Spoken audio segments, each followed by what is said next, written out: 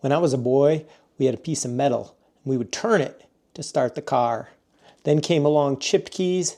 Now we've got these wireless fobs, which any good design engineer would probably want to make about the same size as a key, but that's clearly not the case. I bought a used Chevy Bolt, and this monster came with it, and it's been annoying the minimalist in me ever since. So I cracked it open, and on the inside we had this circuit board surrounded by way too many layers of plastic.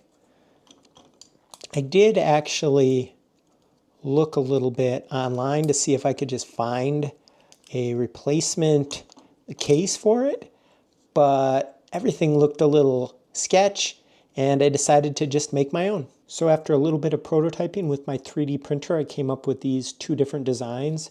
This first one's a little bit larger, but it holds this black plastic overlay, which makes the buttons feel a little bit nicer.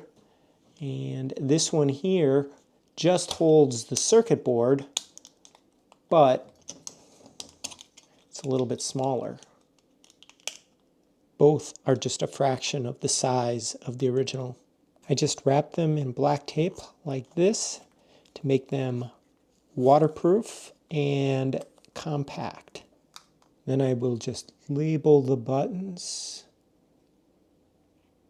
So the trade-off for all of this size savings is that I lose this mechanical key, which wouldn't start the car anyways, and if the battery in the fob were to completely die, I would be stranded. So I decided to hide this key somewhere on the outside of my car. Then I will hide a spare key fob and a battery in separate places on the inside of the car. This solves the case where I completely lose a key or my battery were to die. And I'm actually more worried about losing my key fob than I am about someone finding and assembling this 3-part key. Hopefully this helps you if you hate bulky key fobs as much as I do.